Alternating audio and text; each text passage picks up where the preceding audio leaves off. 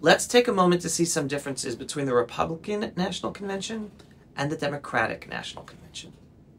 In President Biden's speech at the convention, he said the following when talking about Israel and working towards a ceasefire. Those protesters out in the street, they have a point.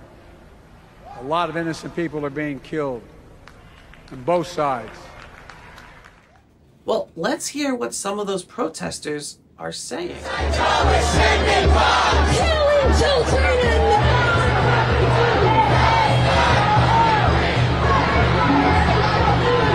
Throughout the world because of their support for the genocide. You support Hamas? Every Palestinian support Hamas, not just me. Every Palestinian support Hamas. You support October 7th? Who? October 7th. October 7? Yes, I do. What's wrong with October 7? You tell me. Women and children. What? Raped and murdered. What is this bull? Their chants are all lies about a genocide and about destroying Israel. From the river to the sea, Palestine will be free. Why does Biden say that there is what to agree with that? And how about DNC go home or we will bring the war home?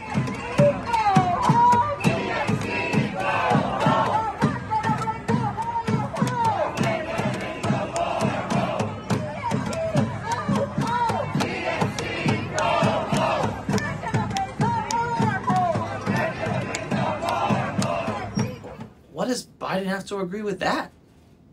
What does that statement even mean, bring the war home to the Democratic Party? Doesn't sound like they love the Democratic Party that much even. I will tell you one thing, it is nothing that President Biden should be agreeing with.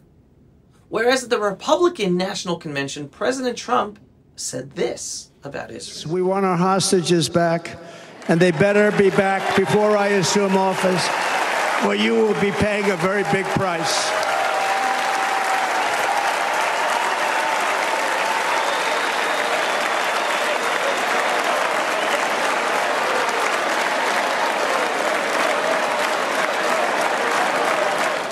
Now let's highlight a focus of both conventions. Here is a focus at the Democratic National Convention. Hi everyone, my name is Layla Labid and I'm here in Chicago at the Unconventional National Movement headquarters preparing for the Democratic National Convention, and I have historical news for you. What makes this historic is for the first time in our country's history and the history of the Democratic National Convention is that we will have a panel discussing Palestinian human rights as an official part of the DNC program. This panel is going to be featuring Palestinian voices, including my own, as well as Palestinian Hala Hijazi. This panel is also going to include the voice of Dr. Tanya Haj Hassan, who is a renowned pediatric intensive care physician that has been serving the men, women, and children in Gaza who have been experiencing the very real human impact of our U.S. policy decisions. We thank the DNC for working with us on creating this historical panel while we continue focusing on policy change. And here is a focus at the Republican National Convention. Ladies and gentlemen, please welcome the parents of an American hostage held in Gaza, Orna and Ronan Neutra.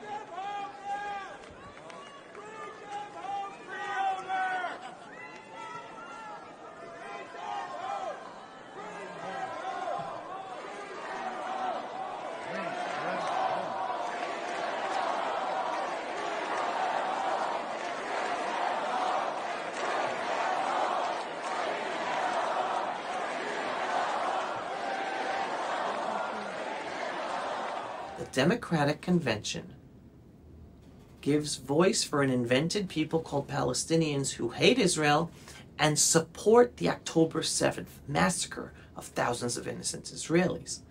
They also hate America and supported the 9/11 Twin Towers terror attack back in 2001. Remember this? Awesome. Thanks very much. We have some videotape, I understand, that we're going to show you from the West Bank. These are Palestinian celebrations in the wake of Tuesday's terror attacks in the United States. How apparently Palestinians took to the street chanting, "God is great." People were throwing candy, distributing candy to passersby. The U.S. government obviously has become increasingly unpopular, particularly in the West Bank and Gaza Strip, because Palestinians feel that the U.S. government has sided with Israel One man, Nawal Abdel Fattah, wearing a long black dress, threw sweets in the air saying, actually that's a woman, pardon me, saying she was happy because, quote, America is the head of the snake. America always stands by Israel in its war against us. Meanwhile, Yasser Arafat emerged to speak with reporters. Whereas the Republican National Convention invited parents of a Jewish hostage in Gaza to speak. And more than that, one clearly hears the support of the people in the auditorium screaming, "Bring them home, bring them home," at the Republican National Convention, showcasing vast support of Republican leaders from across America for Israel, America's best ally in the world, and especially in the Middle East. These are the choices for U.S. voters in this election. Which party leadership do you want?